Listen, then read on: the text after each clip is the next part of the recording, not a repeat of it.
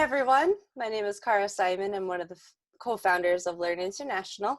Welcome to Coffee with Cal, Learn International's podcast series with international educators and alumni. Today we have a very special guest, Miss Emily, all the way from New Mexico, joining us today. Hello. And we are just kind of getting through all the current events going on with COVID, and that's a lot of what we wanted to talk to you about today, but also your industry of intercultural learning. So why don't we just get started and have you give us a little introduction about who you are and how you ended up with your company, Mosby Global. Awesome. Well, thanks so much for having me. It's great to chat with you and all of the Learn followers.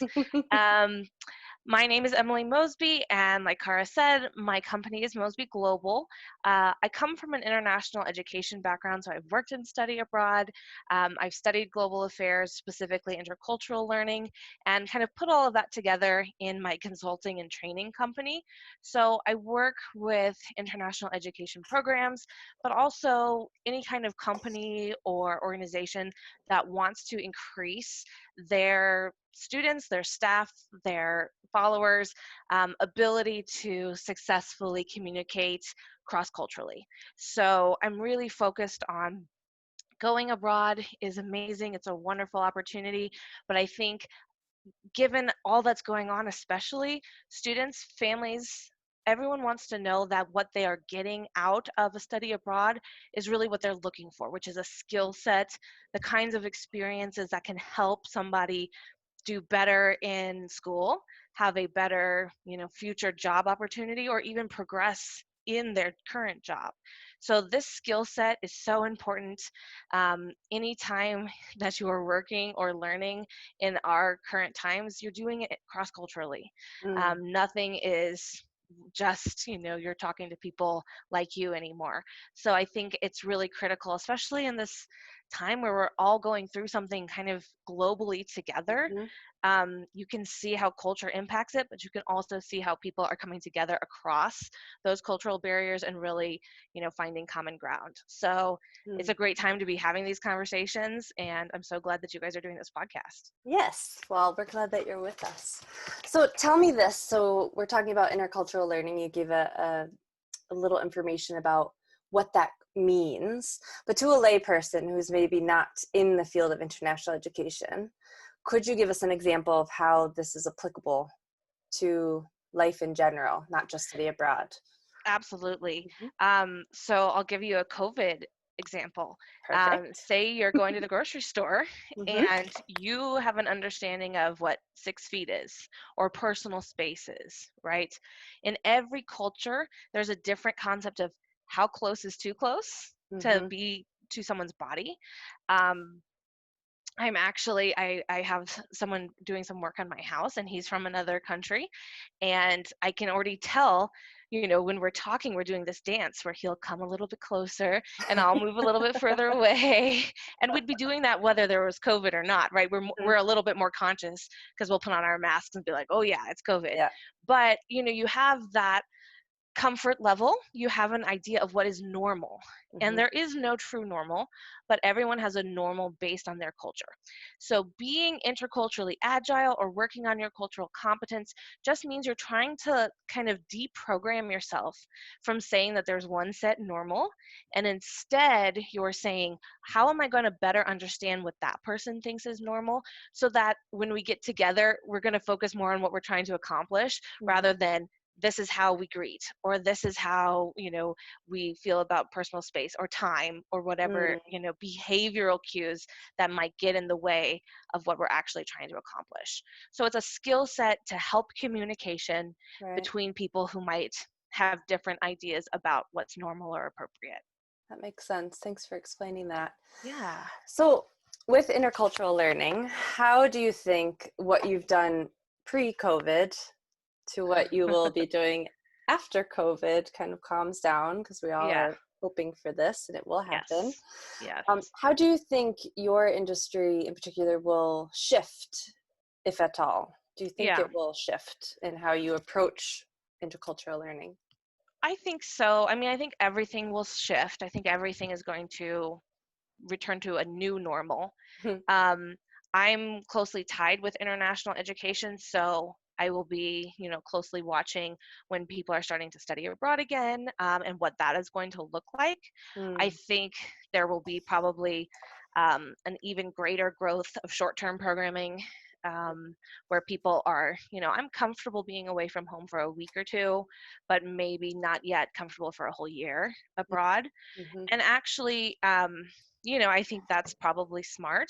And for me, I prefer, not prefer, but I do get a lot of business and work a lot with short-term programs because those students understand, like, I'm only going for a few weeks. I need to maximize that. So maybe some training before and after is going to be, beneficial because I'm not spending a whole year or a whole semester really immersed in a culture. mm, So I do predict that coming, and I do think that um, when people's budgets kind of solidify and people feel comfortable spending money again, that this they've seen that COVID has brought about, a lot of positive feelings about the globe and about sort of global community, but then also some rise of stereotyping, stigmatizing, and even just misunderstanding. mm-hmm, Why are the Italians doing it one way? The Germans are doing it one way. The Americans are doing it differently than the Chinese. How can we talk about that in a way that's value neutral? No one right, wants to get people sick. No one wants to have yeah, their country disrupted. So how can we talk about the different responses in a way that's productive? mm-hmm, So I'm hoping that leaders, business organizers, nonprofits will see that part of what broke down in mm, this crisis was not being able to communicate effectively with one another and mm, feeling like we each have to come up with our own way of doing it instead of being collaborative, being, sharing concise messages that appeal to, a broad base. So mm-hmm, if our president is saying something that only appeals to a certain, proportion of people, and other presidents are doing the same thing, then there's a lot of people feeling left out of the message. mm, So how can we make our messages more inclusive and more productive in these times of, crisis? yeah. So hopefully that'll kind of raise people's antenna that they need more intercultural training. um, you know, and hopefully I'll be able to articulate that in a way that's not like war profiteering. I'm not trying, hey, let's prevent COVID, have intercultural learning, but hopefully people are understanding how much external events Mhm, that maybe start far away really impact us here at home right. so much quicker, and that is new and to our generation and to this time in history. Yeah. Yeah, that's really good insight. And I didn't feel like you were, war profiteering or whatnot. So Okay, very that's good. good. Yeah. So I want to just, it's really interesting that you have started your own company around this. So I want to backtrack just a little bit. And I met you at University of New Mexico. Hmm. So from your previous experiences with grad school, with studying abroad in India, how did you come to the conclusion like, hey, I want to be an entrepreneur and spread this word to people and educate others? Yeah. Well, I think you're right to start on with my journey of studying abroad because it really was one of the more defining experiences that I've had. I mean, any kind of travel for me really has been, but that was my first, solo, where my Yeah. parents weren't there. I didn't go with a group from my school, so it was very much like on my own. And a lot of times now as an entrepreneur, I think back to that. Like if I could do that at 21 or whatever I was, like at 33, I can write this email or I can do this podcast or something that makes me Yeah. nervous. Yeah. Um, so I think that's part of it. But I think I took a roundabout journey to figure out Mm, exactly what I wanted in a career. And even knowing that I loved culture and I loved anything international, how did I want to do that as a job mm, is kind of tricky. And I think a lot of people who come to study abroad do that. They move around in different areas until they get in tighter and tighter circles, and then they land on a spot. Hmm. And it might all change. We're nomads, a lot of us, whether that's physically or in our careers. Um, True story. so yeah. So I started working in travel, actually. So I worked for a socially responsible sort of volunteerism type company first. And I did a lot of marketing, direct marketing with college campuses. Mm. And when I was on campuses, it was sort of like coming back home. I've always loved being a student. So I started working directly at universities, community colleges, and then a university after that, and then worked on my master's. And I loved my master's. So I got my master's through the University of Denver, and they have a really, it was called Global Affairs, and now it's called, I think, Global Community Engagement, which is Mm. an awesome title, Yeah. but it's very interdisciplinary. So I had been a history undergrad, and I didn't want to be a history PhD where I had to, research Hmm. something so specific. And I didn't want to do, there were a lot of things I knew I didn't want to do. I didn't want to do politics. I didn't want to do economics.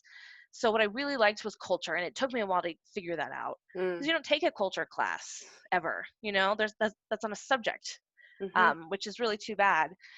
So it was really in my master's that I started to see, like, what I'm researching, what I'm thinking about when I read these things is, how does this apply to how Mm. people are learning, to operate in a global world, right? It's something that we're not taught, that Right. we're just sort of trying our best to learn. Hmm. Um, so it was really during that where I started researching international ed jobs. And when we moved out to New Mexico, I was lucky enough to get the position at UNM, Hmm. which is a really cool place to be It working in is. international ed, because we have such an interesting, unique student body, Hmm. really cool students. And because the school, doesn't have a huge, comparatively to some places, a huge international ed program, there's a lot of agility. So there was It's room for nice. me to do cultural training that they hadn't done before, or create new resources that I was Hmm. interested in. So it was a really great learning ground for me. Um, but on the downside, which all jobs have, working in higher ed isn't very flexible. Hmm. And I'm a mom, and being able to balance being in an office where students expect, we're going to be there every day, Hmm. with someone else expecting me to be around every day, was really hard. And I think, just to be fair to listeners and people who are maybe trying to get into the field, um, that's something to take into consideration. So for me, I hadn't planned to be an entrepreneur, but I knew I had a skill set that my students were responding to, that the Yeah. faculty leaders were responding to, that, I could imagine at least other schools and Hmm. other organizations finding use for. Hmm. So for me, it was just a matter of, okay, how do I turn this learning that I love and the teaching that I love into a viable business? Right. And that's a evolving thing with the Always. global Yep. pandemic, especially. But I'm glad I took the leap. I'm sure you feel, that there's ups and downs too with entrepreneurship, but glad. You never know unless you try it. It's And true. the excitement of having to put the puzzle pieces together and learn, okay, I'm Hmm. going to be a marketer today, and I'm going to be Yep. a web Lots of developer hats. today. Yeah, it really stretches you, and you learn that you can do a lot more than you thought you could. Yep. So I Very would true. recommend it, especially now when people are feeling like, is my job going to be around, or maybe I'm underemployed or unemployed right now. Yep. If you have a skill set that you can share, start thinking about it. At least Hmm. it's fun to think about, and you can decide whether it works out for you or not. But Yep. that's kind of my journey. I don't know if that was more than you bargained for, but No, I mean, I think a lot of people in entrepreneur land would feel similarly. yeah. I was going to ask you, what do you think are, you kind of touched on it, flexibility and things like that, but what do you think was the biggest challenge that you're going through, maybe still currently, and then the biggest pro of having your own business? Yeah. I think if you come from an education background, sales is tough. Like, selling yourself, especially like if I had a product, like a Yeah. boxed product, I feel Yep. like I could talk about the box. But talking about myself Yep. um, is very awkward and not, I'm used to telling people details and precise, like, if you go here, this is what will happen, or, Right. but the art of persuasion about myself as a product Yes. is hard. So Yeah. that's been my biggest journey of how do I get comfortable writing this email that's going to say, hey, I think you should hire me. I Yep. think I can bring this value.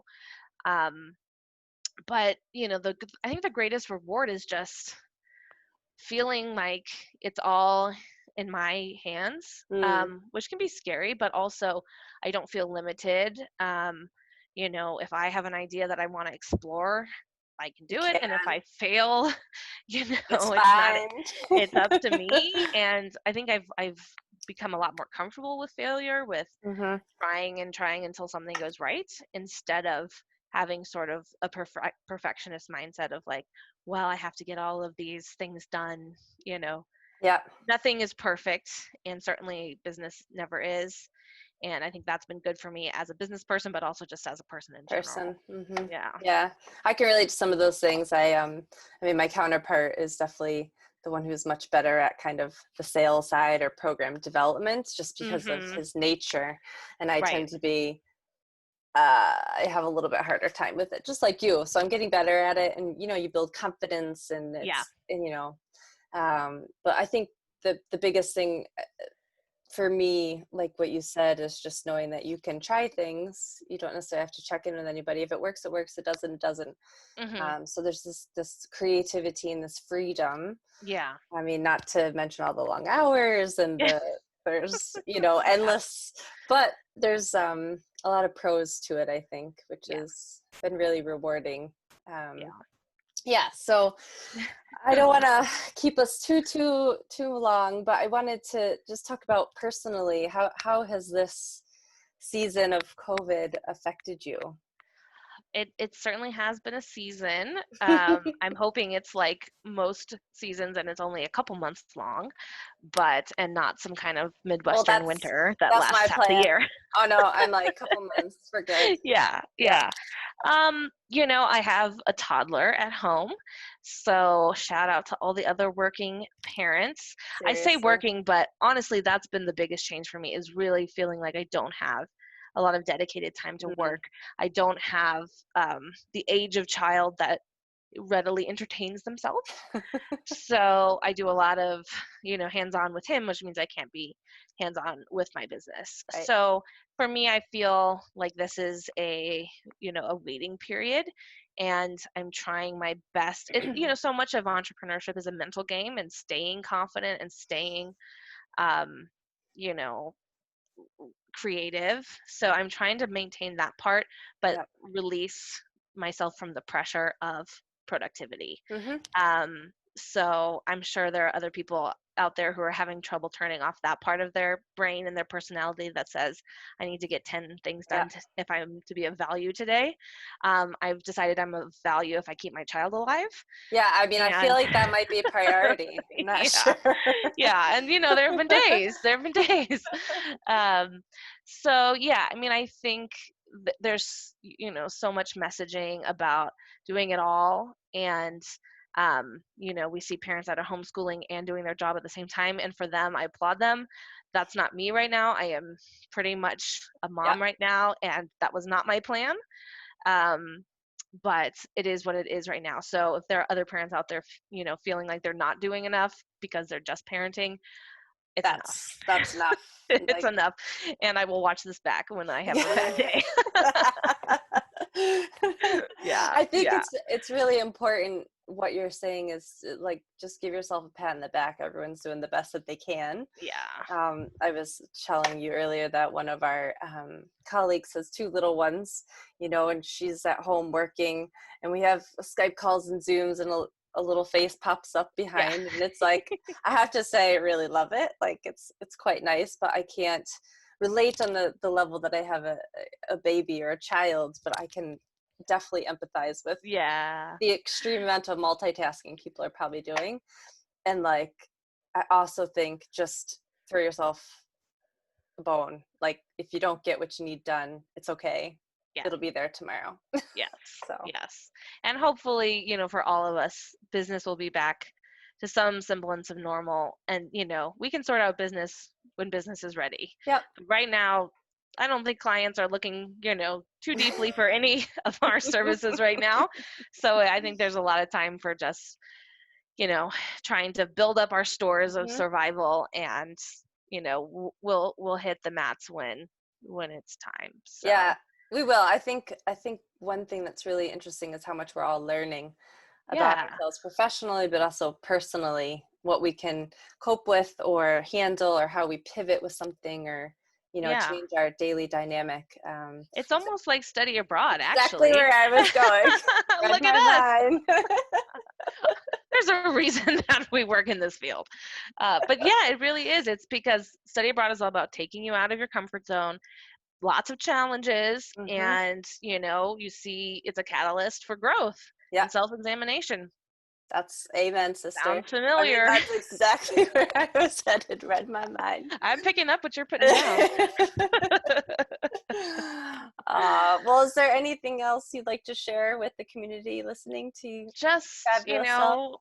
how wonderful Learn is, and, Oh, how wonderful thank you you. are, Well, and thank Mose. you. But, we all just, remembering to check in with each other, I think is Yeah. great. And, you know, even when projects come up that are, it might not be that we're all trying to make money right now, but projects that get us talking like this, Yep. or, ways to connect and Stay work together to stay motivated. creative. Yeah. Yeah, I think that's great. So the more we can all follow kind of this example that you said of, like, let's have a project, let's collaborate, let's keep everyone, on the radar, just Mm, so when things are back to normal, they remember, that we're here for them and we're here to yeah. support their students. Yep. So And we I'm are a just, community. Yeah. yeah, Yeah. yeah. Well, Well thank you for said. doing this. Well, thank you for joining me today. My pleasure. So I will wrap up today with Coffee with Cow. Thank you, Emily, for joining us. That was a great chat. My And pleasure. everyone's to check out Mosby Global. I don't know your URL, but I'm sure that you could tell us. MosbyGlobal.com. Okay, Yes. stay tuned for our next podcast. And thank you very much for tuning in. Bye.